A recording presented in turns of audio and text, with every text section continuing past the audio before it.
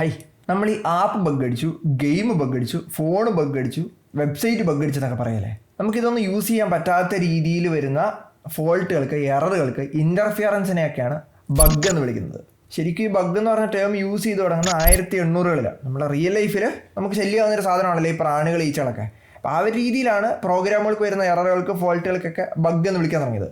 പക്ഷേ റെക്കോർഡുകളുടെ പ്രകാരം ഒരു കമ്പ്യൂട്ടറിനന്ന് ശരിക്കും ഒരു ബഗ്ഗിനെ കിട്ടുന്നത് 1947-ലാണ്. അന്ന് ഹാർവേഡ് മാർക്ക് II എന്ന് പറഞ്ഞ മുട്ടൻ കമ്പ്യൂട്ടറിനകത്ത് വർക്ക് ചെയ്തുകൊണ്ടിരുന്ന കുറച്ച് എഞ്ചിനീയേഴ്സ് ഇവർ നോക്കുമ്പം ഈ കമ്പ്യൂട്ടറിന് മൊത്തത്തിൽ എവിടെയൊക്കെയോ എന്തൊക്കെയോ ഒരു പ്രശ്നം.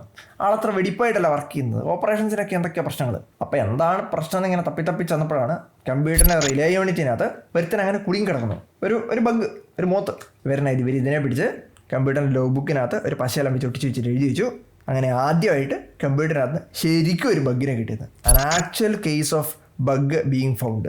ഈ ബുക്ക് ഇപ്പോഴും അമേരിക്കയിലെ സ്മിത്സോണിയൻ നാഷണൽ മ്യൂസിയത്തിനകത്ത് എടുത്തു വെച്ചിട്ടുണ്ട്. അപ്പോൾ അങ്ങനെയാണ് ആദ്യമായിട്ട് കമ്പ്യൂട്ടറിനകത്ത് ശരിക്കുള്ളൊരു ബഗ്ഗിനെ കിട്ടുന്നത്. ഈ ബഗ് എന്ന് പറഞ്ഞ ടേമിൻ്റെ ഒറിജിനലായിട്ട് ഇതിന് വലിയ ബന്ധമൊന്നുമില്ല, എന്നാലും ജസ്റ്റ് ഫോർ ഇൻഫർമേഷൻ പറഞ്ഞെന്നുള്ളൂ. ഒരു അറിവിൻ ചെറുതല്ലല്ലോ.